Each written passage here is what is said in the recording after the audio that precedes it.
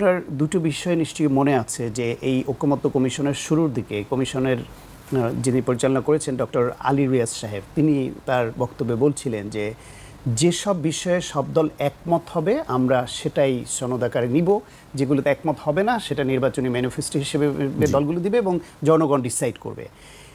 ঠিক একই কথার প্রতিধ্বনি ছিল প্রধান উপদেষ্টা ডক্টর মোহাম্মদ ইউনূসের জাতির উদ্দেশ্যে দেওয়া ভাষণে, যে আমরা আলোচনা করব এবং যেই দলগুলো সব একমত হবে আমরা সেটা নিয়ে আগাবো, এবং যেগুলো একমত হবে না আমরা সেগুলো পাবলিকলি জানিয়ে দিব দলের অবস্থান, জনগণ সিদ্ধান্ত নেবে। তাহলে এই যে দুই গুরুত্বপূর্ণ ব্যক্তি এই কথা বললেন, সেখান থেকে সরে এসে ওনারা এই চালাকির আশ্রয় নিলেন কেন, যেখানে জানে যে বাংলাদেশের রাজনৈতিক দলগুলো নিজেরা বসে একমত হতে পারে না। এই ইতিহাস বাংলাদেশে না, এখানে রেফারি লাগে, রেফারি দিয়েই পারা যায় না। অন্যও তো শুরুর দিকে বিভিন্ন দলের বিভিন্ন মত ছিল, একমত হচ্ছিলই না। এই রেফারিংয়ের মাধ্যমে মাসের পর মাস চেষ্টা করে অনেকগুলা বিষয় পরে একমতে আসছে।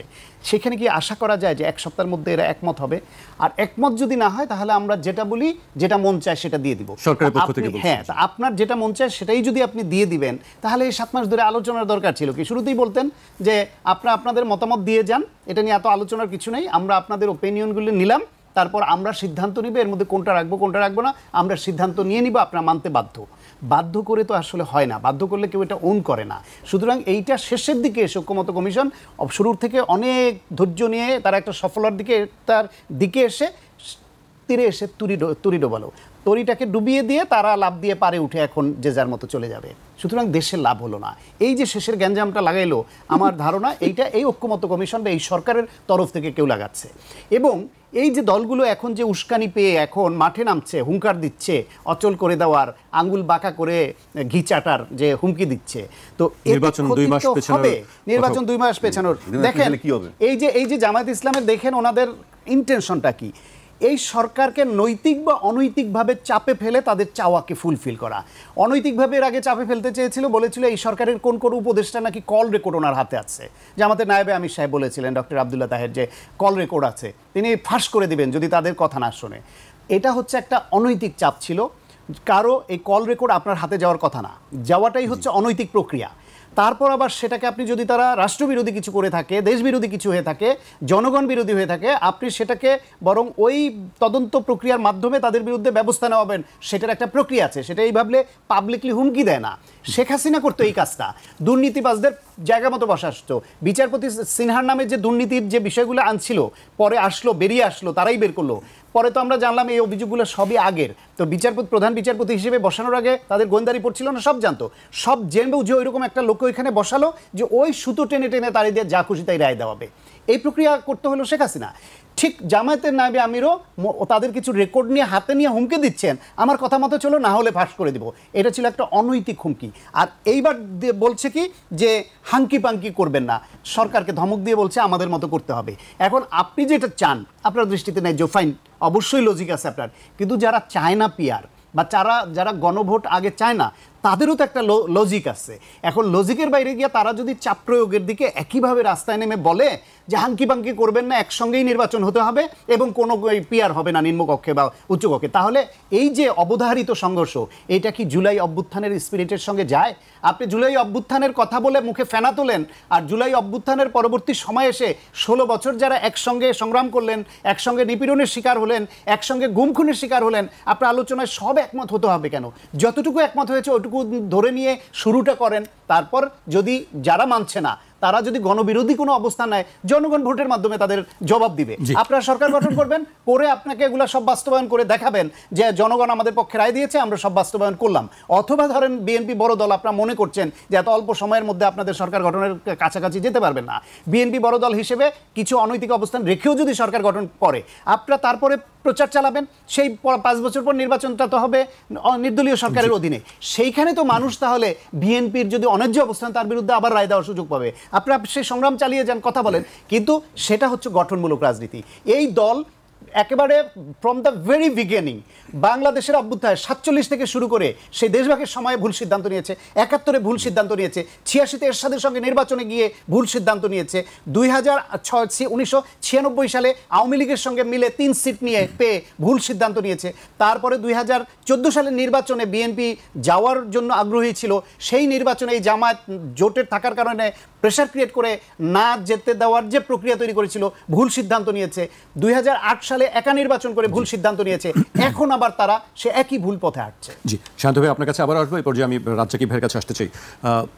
অনিবার্য সংঘাতের কথা বলছিলেন শান্ত ভাই, এবং নো হাঙ্কি পাঙ্কি কথাটি বেশ কয়েকবারই বলছেন যে সরকারকে এক ধরনের চাপে। তবে এই নো হাঙ্কি পাঙ্কি এই শব্দগুলো মনে হয় যে একটা পরিপক্ক রাজনৈতিক নেতা বয়স্ক লোক শব্দগুলো এইভাবে যায় না। নো হাঙ্কি পাঙ্কি আমার মানে সে হয়তো মিন করছে যে হাঙ্কি পাঙ্কি মানে কোনো চালাকি চলবে না ইত্যাদি কৌশল, ভালো কথা, বাট এটা হাঙ্কি পাঙ্কি কথাটা জানি কেমন একটু হালকা মনে হয়, ভালগার টাইপের। যাই হোক, সেটা নিয়ে আমার সমালোচনা না, মূল বিষয় হচ্ছে আমরা কোথায় যাচ্ছি। শান্ত অনেকগুলো কথা বলছে। আমার এখানে প্রথম একটা বক্তব্য, তার জামাত কিন্তু একটা অতি ক্ষুদ্র দল যদি আমি বিএনপির মতো দলের সাথে তুলনা করি, কোনো সন্দেহ নাই। কারণ আমি সবসময় বলি জামাত যে জনসভা ডাকে সেটা আলটিমেটলি কর্মী সম্মেলন হয়। কেন বলি? কারণ যারা সিগারেট খায় তারা জামাতে যোগ দিতে পারবে না, মাদক সেবন করতে পারবে না, মানে এগুলি তারা অ্যাকসেপ্ট করে না। বাট আপনি যদি বড় নদীর ভিতরে যান, নদীর ভিতরে সাপ, ব্যাঙ, কুমির, কুচ্চা, বোয়াল মাছ, পুঁটি মাছ সব থাকবে, সেটা নিয়ে কিন্তু নদীতে থাকে এবং এরা একে অপরের আহার, তার ভিতরেই সার্ভাইভ করে।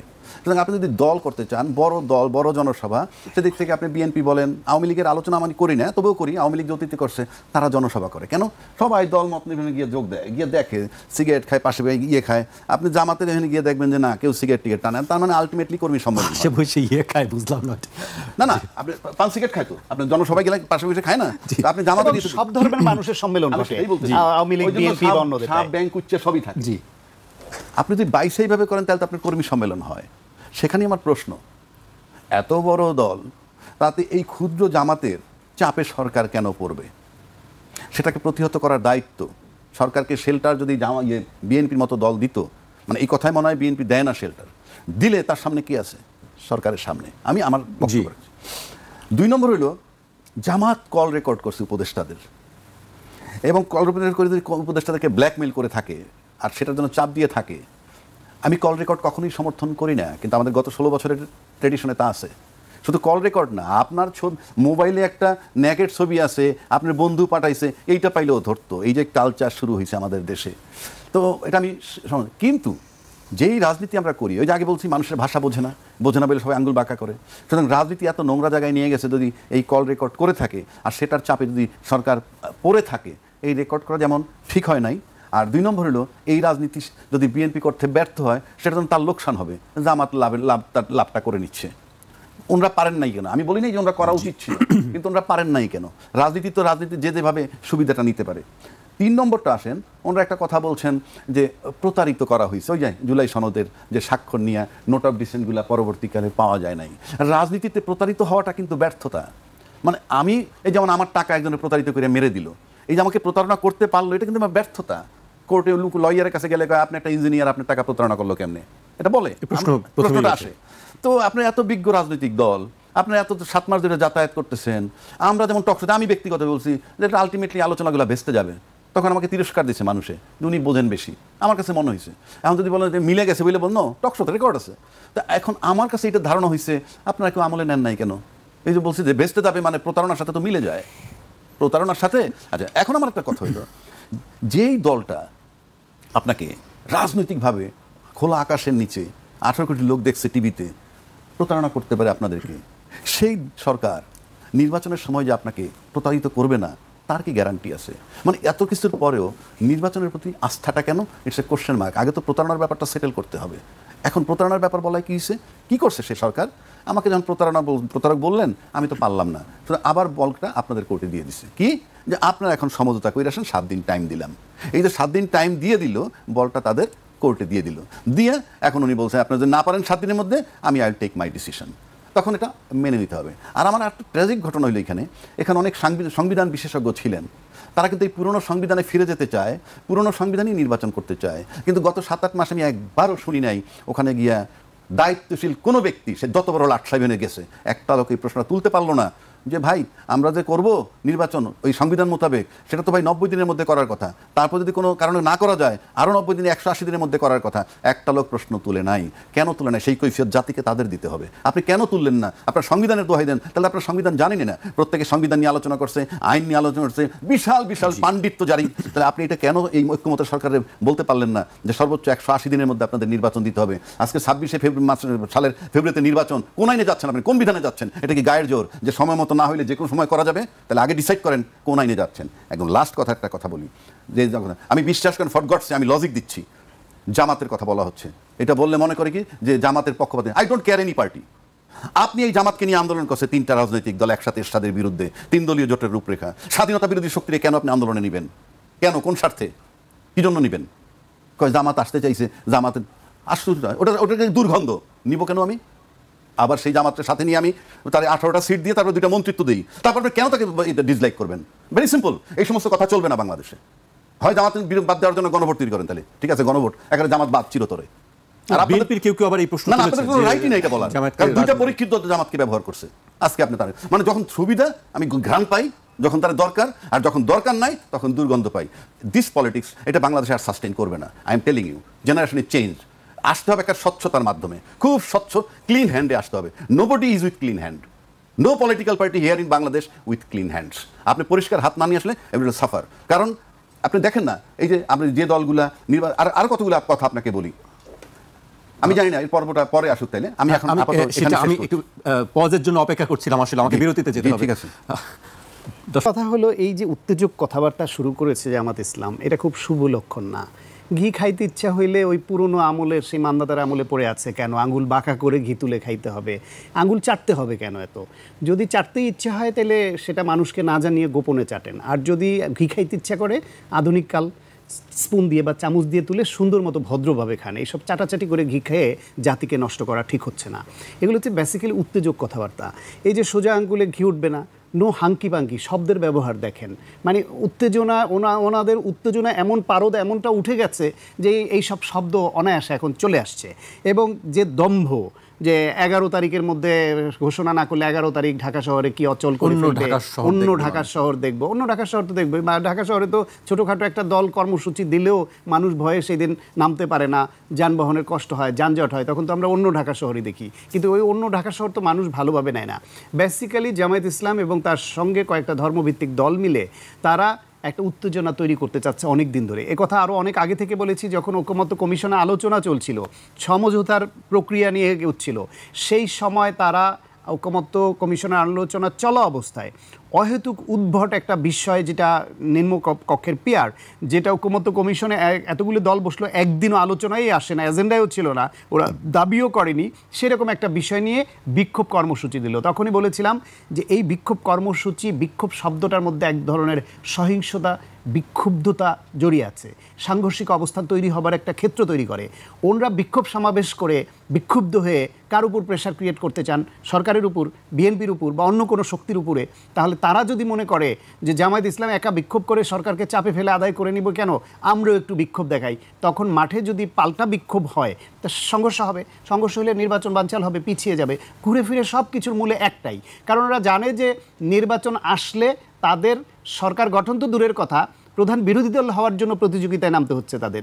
সেই দল এখন বিভিন্ন জায়গায় তাদের যে বিভিন্ন পদায়নে, বিভিন্ন গুরুত্বপূর্ণ প্রতিষ্ঠানে, সচিবালয়ে, বিভিন্ন জায়গায় যে দখল করেছে, এইটা তো থাকবে না।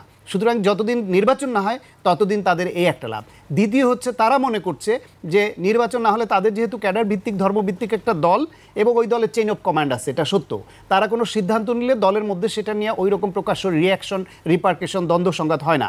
কিন্তু মধ্যপন্থী অন্য যে রাজনৈতিক দলগুলো হচ্ছে, ধরেন বিএনপি বড় দল হিসেবে, এইখানে এদের সব সিদ্ধান্তই সব নেতাকর্মী মেনে নেয় এমন নয়। সুতরাং দিন যত বেশি যাবে তত বিএনপি কোনো না কোনোভাবে এই সব বিষয় সামনে আসবে, তাতে করে বিএনপি একটু আনপপুলার বা ক্ষতিগ্রস্ত হতে পারে, আর তারা তাদের মতো করে তাদের যে ক্যাডার ভিত্তিক কায়দায় কার্যক্রম চালাবে, তাতে হয়তো তারা লাভবান হবে, এটা হয়তো ভাবছে। কিন্তু তারা এটা ভাবছে না যে এই ফেব্রুয়ারির পরে নির্বাচন পেছানোর কোনো সুযোগ নাই।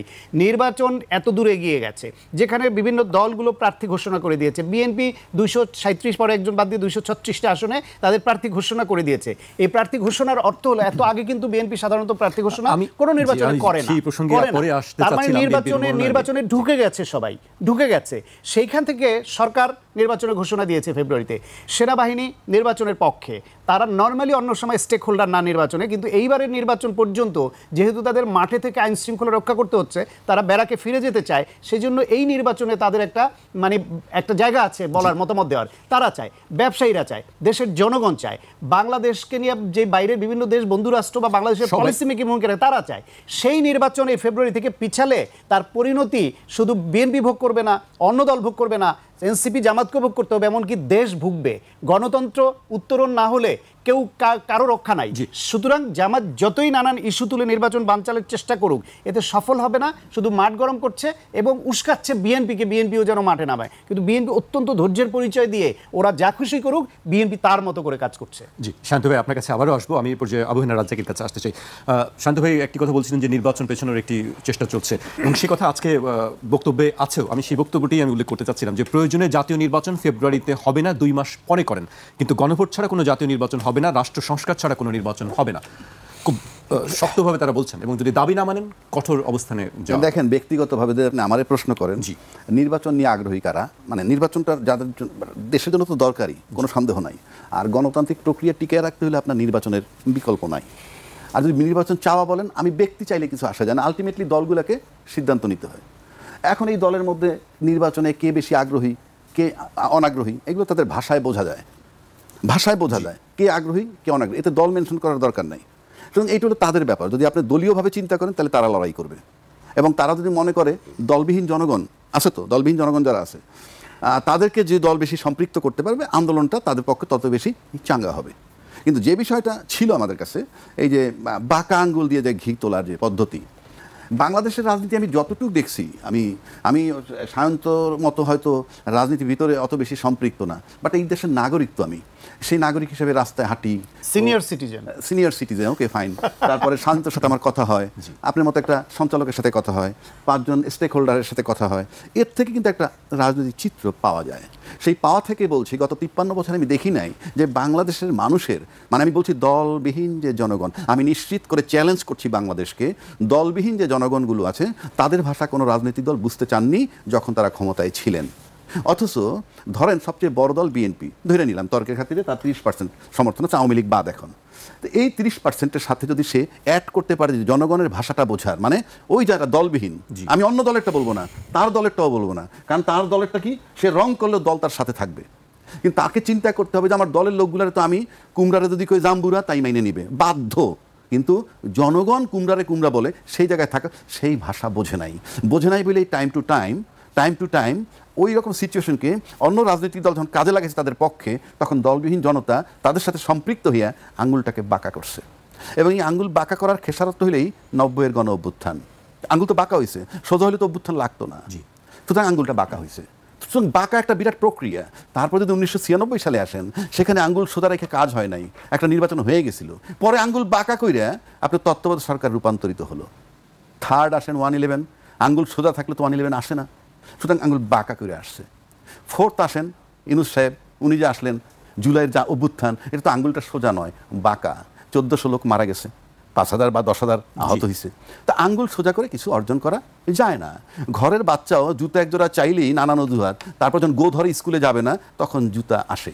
তো বিষয়টা হচ্ছে কি এবারও আঙুল বাঁকা করে না, আমি বাঁকার কথাটা বললাম যে বাঁকার রেজাল্টটা কি, আর বাঁকা ছাড়া যে হয় না বাংলাদেশে, আমি তো হিস্ট্রিটা বললাম আপনাকে, বাঁকা ছাড়া হয় না। এখন আসেন, বাঁকা আঙ্গুল রাজনৈতিক দলের জন্য ক্ষতিকর। যেমন ধরেন জামাত যে বাঁকা আঙ্গুলের কথা বলছে, এটা ক্ষতিকর কেন? ওই যে নির্বাচন পরিস্থিতি যদি অস্থির করে, নির্বাচন যদি বাতিল হয়ে যায়, আমি বলছি না বাতিল হবে, উনিও সেটা বলছে বাতিল হয়ে লোকসভা বেকার। তাই আঙ্গুল যদি বাঁকা হয় আর নির্বাচন যদি বাতিল হয়, তাহলে এই বাঁকা আঙ্গুলে ক্ষতিটা কার হবে? বিএনপির। কেন হবে?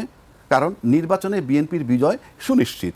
এই ফলাফল তার ঘরে না উঠলে ন্যাচারালি তার কাছে খারাপ লাগবে। কিন্তু প্রশ্ন হচ্ছে যে বাঁকা আঙ্গুলের যে রেজাল্টটা, সেই রেজাল্টটা দেশ ও জনগণের জন্য ভালো কিনা, বিষয়টা আমার ওইখানে।